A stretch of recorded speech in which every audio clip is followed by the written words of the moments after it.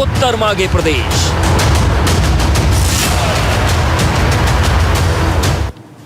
अगर पुलिस मजबूत हो, पुलिस के इरादे मजबूत हो, तो अपराधियों की कमर ऐसे ही टूट जाती है। लेकिन सवाल यह है कि उत्तर प्रदेश पुलिस को हो क्या गया है और कानून व्यवस्था इतनी बेबस क्यों है।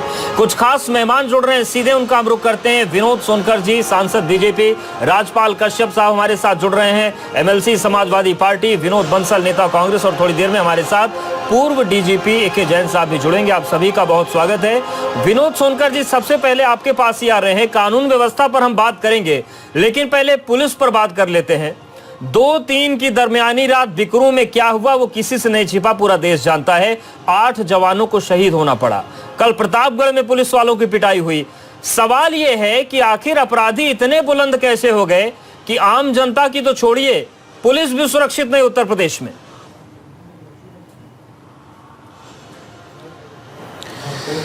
देखिए, अगर उत्तर प्रदेश में माफियाओं का अगर हौसला बुलंद हुआ है तो उसके पीछे बहुत बड़ी जिम्मेदारी पूर्व की सरकारें रही हैं। और ये दुर्भाग्यपूर्ण है कि उत्तर प्रदेश के पूर्व मुख्यमंत्री जब बीबीसी के किसी न्यूज़ को, किसी कार्टून को वो शेयर करते हैं तो निश्चित रूप से इससे पुलिस का मनोबल गिरता है। जहाँ तक योगी सरकार का सवाल है, इस सरकार में अगर कानपुर की घटना को छोड़ दिया जाए, निश्चित रूप से कानपुर की घटना दुर्भाग्यपूर्ण है। और जिन जवानों ने अपनी शहीद हुए हैं उनको, उनकी बात अगर छोड़ दिया जाए तो पिछले 3.5 साल में मई 2019 तक मात्र 5 पुलिस के लोग शहीद हुए। और जबकि इस बीच पुलिस ने लगभग 5000 इनकाउंटर किए, 5000 मुठभेड़ हुआ, और उस 5000 मुठभेड़ में लगभग 103 अपराधी पकड़े गए और 103 अपराधियों का मुठभेड़ हुआ। और लगभग उत्तर प्रदेश के 17,000 अपराधी या तो जेल में गए और या तो अपनी जमानत को कैंसिल करा के। अवधेश जी, मैं राजपाल जी को याद दिलाना चाहूँगा, ये वही उत्तर प्रदेश है जहाँ पर समाजवादी पार्टी के शासन काल में इस प्रदेश के गरीबों का, शोषितों का, महिलाओं का मुकदमा नहीं लिखा जाता था। हम इस बात को स्वीकार करते हैं। अरे भाई, जिस तरह से नेशनल क्राइम ब्यूरो की रिपोर्ट हमको दिखा रहे हैं वो इस बात का प्रमाण है। नहीं राधेश जी, वो इस बात का प्रमाण है कि आज थानों में गरीबों की एफआईआर लिखी जा रही है, महिलाओं की बात सुनी जा रही है। ये समाजवादी पार्टी के सरकार में ये बता दे कि कब इन्होंने एक भर्ती किया हो। अरे हमने तो जब से सरकार बनी है हमने लगातार पुलिस के सुधार को लेकर हो, चाहे पुलिस के मनोबल को बढ़ाने का काम हो, हमने लगातार काम किया। ऐसा है, सावन के अंधे को सब हरा हरा नजर आता है। बीजेपी इतने घमंड में है, उसको दिखाई नहीं पड़ रहा। 103 से ज्यादा अपराधी मारे गए, 17,000 से ज्यादा अपराधी या तो जेल में है या तो जेल भेजे गए, जमानत छोड़ा के भागे हैं। ये और आपके जमाने में अपराधी ठोक रहे हैं। अगर आप एफआईआर ही नहीं जवानों को ठोक रहे हैं। दलित युवती पर अत्याचार हुआ, कुछ नहीं हुआ, इनके खुद के विद्यालय में चोरी हो गई, आज तक चोरों का पता नहीं चला। ये स्थिति है पुलिसिंग की। देखिए अवधेश जी, अगर उत्तर प्रदेश के पूरे कानून व्यवस्था पे समग्रता से बात करेंगे, विचार करेंगे तो चीजें समझ में आएगी। अगर किसी एक अपवाद घटना को लेके डिबेट होगा तो चीजें उस ऊंचाई पे नहीं पहुंचेंगी और वो कानून व्यवस्था की बात नहीं हो पाएगी। जब मैं बार बार कह रहा हूं, मई 2019 तक मात्र 5 पुलिस वालों की इसके साथ कैजुअलिटी हुई, 5 पुलिस वाले शहीद हुए। और इस बीच पुलिस वालों ने 5000 मुठभेड़ किया, 103 अपराधी मारे गए, 17,000 से ज्यादा अपराधी जेल गए। क्या शासन चलाएंगे आप लोग? कोई घटना अपवाद हो सकती है। देखिए, अपवाद की बात करेंगे तो बदायूं की घटना का जवाब देंगे। अगर तो ये लोग केवल अपवाद की बात करेंगे, हुआ तो उसके पकड़े जाने वाले को क्यों नहीं हत्या की, क्यों नहीं इनकाउंटर किए उनके? उनके भी इनकाउंटर करना चाहिए थे, वो भी तो पुलिस अधिकारी था, उसकी चलिए अगर अवधेश जी अगर ये हमको इस पे चुप रहे तो मैं इनको जवाब देना चाहता हूँ। ठीक है बंसल जी, जवाब पूरी बात सुने। के जैन साहब जुड़ गए, उनके पास भी चलेंगे। बंसल जी जवाब दीजिए। जी जी देखिए अवधेश जी, अगर हम उत्तर प्रदेश में कानून व्यवस्था ठीक करना चाहते हैं तो पूरे ईमानदारी से पक्ष और विपक्ष को इस पे पूरे समग्रता से विचार करना चाहिए। मैं तो स्पष्ट रूप से मानता हूं, जो उत्तर प्रदेश में लंबे समय तक जो समाजवादी और बहुजन समाज पार्टी की अल्पमत बहुमत सरकारें रही हैं, जिसके कारण इन अपराधियों का सहयोग लिया गया और सरकार चलाई गई और सरकार बनाई गई। सरकार बनाई और बिगाड़ने में इन अपराधियों का बड़ा योगदान। ठीक है, मतलब उनको मिलकर सबको 7 साल होने जा रहा, उत्तर प्रदेश में 3.5 साल होने जा रहा। कब तक अपने रहोगे,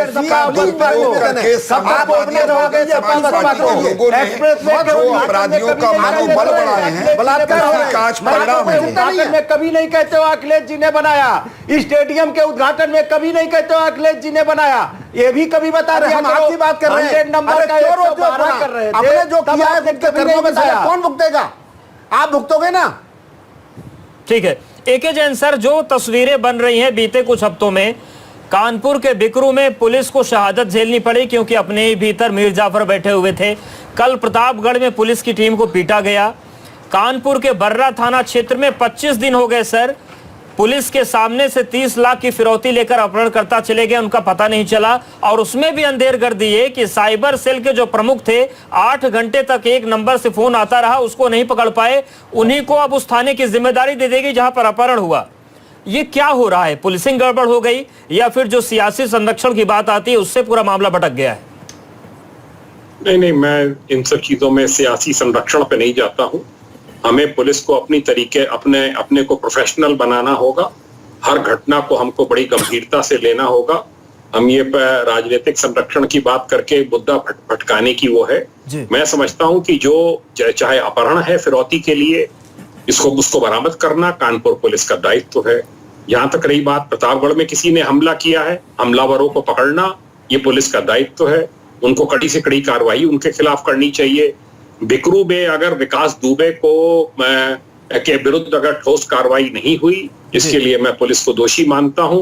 और जो अंदरूनी हमारे विभीषण हैं, उन्होंने इसकी दबिश के बारे में सूचना दी, दबिश प्रॉपरली प्लान नहीं की गई। 8 हमारे अधिकारी कर्मचारी उसमें शहीद हो गए। पुलिस को बहुत बड़ी क्षति पहुंची है। कार्रवाइयां हो रही हैं। अब हमें हर कार्रवाई की समीक्षा, मुझे पूरी उम्मीद है DGP, ADG law and order और रेंज जोन के एडीजी, आईजी वगैरह सब कर रहे होंगे और ठोस कार्रवाई प्रत्येक प्रकरण में करेंगे। बिल्कुल सर, ये सवाल मेरा और भी है, जो पुलिस के सामने क्या चुनौती ये भी है कि जो प्रभात मिश्रा एनकाउंटर में ढेर हुआ, अब इस पर राजनीति की जा रही थी कि वो बालिग था या नाबालिग था। जब ऐसे सवाल सियासत उठाती है तो क्या पुलिस का मनोबल उससे भी गिरता है? अपराधी तो पहले बुलंद है। देखिए ऐसा है, राजनीतिक दल जब भी सत्ताधारी दल पर अटैक करते हैं तो वो पुलिस को ही माध्यम बनाया जाता है।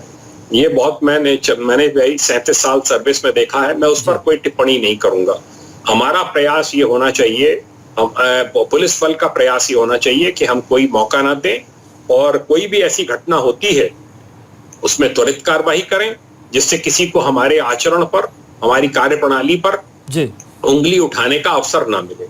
और जो भी घटनाओं का जिक्र हुआ है, मुझे पूरी उम्मीद है कि पुलिस उनमें ठोस कार्रवाई करेगी, जिससे इस प्रकार की घटनाओं की पुनरावृत्ति ना हो। ठीक है, राज्यपाल कश्यप जी, सवाल ये है कि क्या कानून व्यवस्था पर भी जो राजनीति होती है वो सेलेक्टिव होती है? अगर कासगंज में एक बच्ची मंचलों से परेशान होकर पढ़ाई छोड़ दे, इस पर तो विपक्ष को ईंट से ईंट बजा देनी चाहिए, लेकिन अभी ट्वीट भी किसी का नहीं दिखा। जौनपुर आजमगढ़ में कार्रवाई हो जाए तो समाजवादी पार्टी सरकार सवाल खड़े कर देती है कि ये कार्रवाई बड़ी पक्षपातपूर्ण हो रही है। कहीं और कार्रवाई हो जाए तो किसी और दल को दिक्कत हो जाती है। ये जो जाति के समीकरण साधे जाते हैं, ये भी एक संकट है क्या? ईमानदारी से बताइएगा। देखिए अवधेश जी, आप इनकाउंटर की सूची उठा लो और हम कह रहे हैं जितने दुर्दांत अपराधी हैं इनका इनकाउंटर कर दो, कानून में जो बड़ी सी बड़ी सजा है वो दे दो। लेकिन ये बताइए, झांसी में पुष्पेंद्र यादव का इनकाउंटर हो जाता है, नोएडा में जितेंद्र यादव का इनकाउंटर हो जाता है, आजमगढ़ में मुकेश राजभर का इनकाउंटर हो जाता है, लखनऊ में विवेक तिवारी का इनकाउंटर हुआ और इनको पैसा मुआवजा भी देना पड़ा। अगर इनकाउंटर सही था तो मुआवजा क्यों दिया फिर सरकार ने, ये बताए ना। बागपत में सुमित गुर्जर का इनकाउंटर हो जाता है, कोई गरीब लोगों का इनकाउंटर कर दिया जाता है, और विकास दुबे जैसे टॉप 10 अपराधी, उनको टॉप 10 की सूची तक में नहीं रखा जाता है, भूमाफिया तक की सूची में नहीं रखा जाता है, और पुलिस अच्छा, मतलब राजपाल जी क्या आप ये कहना चाह रहे हैं कि अपराधी और आतंकवादी का भी धर्म होता है? फिर तो हमें यह भी पूछना पड़ेगा कि कांस्टेबल से लेकर थानेदार और एसपी तक जो आपके सरकार में एक विशेष वर्ग को जिम्मेदारियां मिलती थी, क्या वो भी फिर प्रायोजित थे?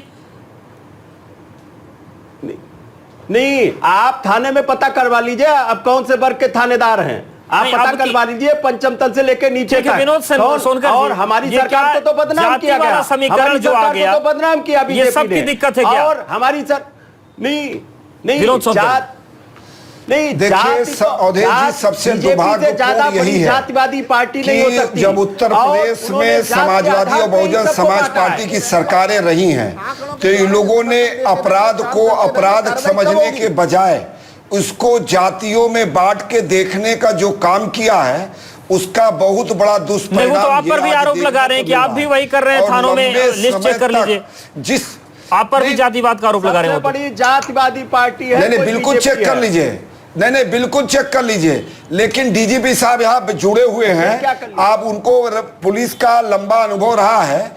जिस तरह से समाजवादी और बहुजन समाज पार्टी की सरकारों के समय इस पुलिस विभाग का राजनीतिकरण किया गया, जातिकरण किया गया, आज उसी का परिणाम है, जिसको साफ करने में इतना लंबा वक्त लग रहा है। किसी ने ईमानदारी से पुलिस को प्रोफेशनली काम नहीं करने दिया, और आज जब पुलिस काम कर रही है आईपीएस का वीडियो वायरल हुआ था, जिस तरह के जातिवादी आंकड़े पेश करके सरकार को बदनाम करने की, सरकार को बदनाम करने का काम कर रहे हैं, ये सब बेहतर जानते हैं।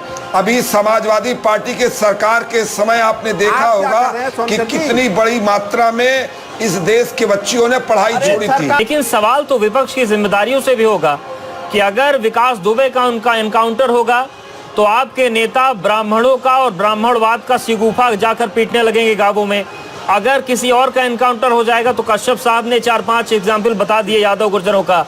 अगर इस तरीके की राजनीति आप लोग करेंगे तो कानून व्यवस्था सुधरेगी क्या? क्या कानून व्यवस्था के मसले पर भी पक्ष विपक्ष एक साथ नहीं आ सकते? इस पर तो आ जाइए आप लोग एक साथ।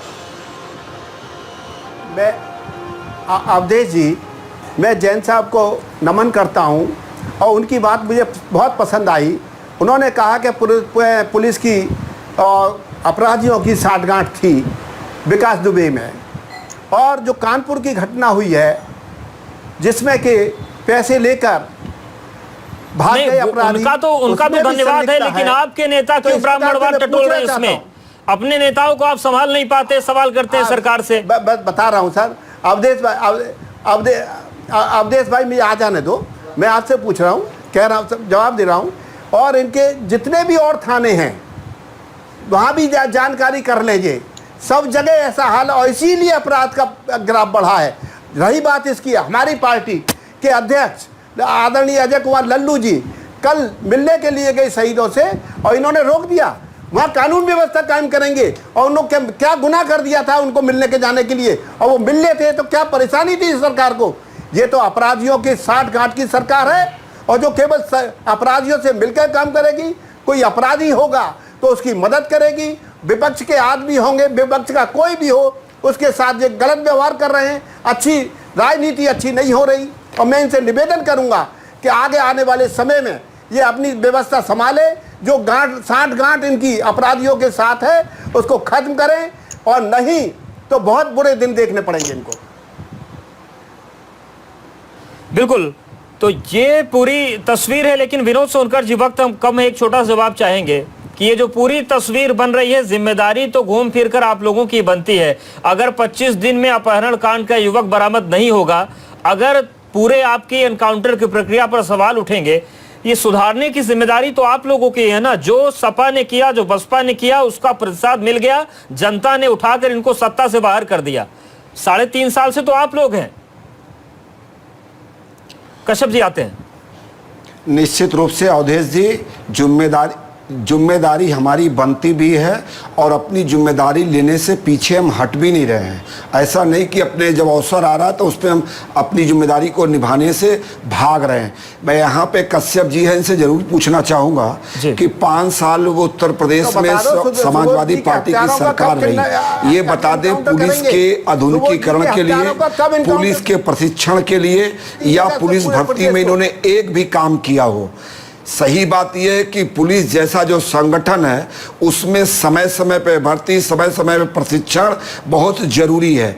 मैं अपना अंतिम कमेंट ये करता हूँ कि जो पिछले लंबे समय से समाजवादी और बहुजन समाज पार्टी की सरकार ने इस फोर्स में जातिवाद का जहर घोला, जो राजनीतिकरण किया और कश्यप साहब एक छोटा जवाब दे दीजिए। का प्रशिक्षण और आधुनिकीकरण करना चाहिए, ये करने में पूरी तरह नाकाम रहे, जिसका परिणाम ये है। थाने के अंदर हत्या हुई थी, क्या किया था आपने? जी देखिए, संरक्षण दिया था। पुलिस आधुनिकीकरण में माननीय अखिलेश यादव जी ने 100 नंबर 1090 पुलिस का बहुत बड़ा हेडक्वार्टर बनाया है। और जैन साहब बैठे हैं, ये बात होगा कि 100 नंबर से लेकर सब आधुनिकीकरण में गाड़ी से लेकर सब थानों में इन्वेस्ट किया था। लेकिन ये बताइए, उत्तर प्रदेश में बहुत अच्छी कानून व्यवस्था है, तो सुप्रीम कोर्ट ने 2 बार कहा है कि उत्तर प्रदेश में जंगल राज है। योगी जी की सरकार को कहा है जंगल सुप्रीम कोर्ट में, पुलिस और की लाइन थी, राज्यसभा में 22 इनकाउंटर इनके गृह मंत्री ने कहा है कि उत्तर प्रदेश ठीक है, एक दूसरे को सब आईना दिखा रहे हैं, लेकिन अब अपने गिरबान में झांकने का क्या किसी को वक्त है? और सवाल यही है कि कानून व्यवस्था पर भी सियासत होगी और आपस में झगड़ा होगा, तो क्या कभी उत्तर प्रदेश शांति का टापू बन पाएगा? ये अपने आप में एक बड़ा सवाल है। आप सभी मेहमानों को बहुत शुक्रिया। उत्तर भाग्य प्रदेश में आज के लिए फिलहाल।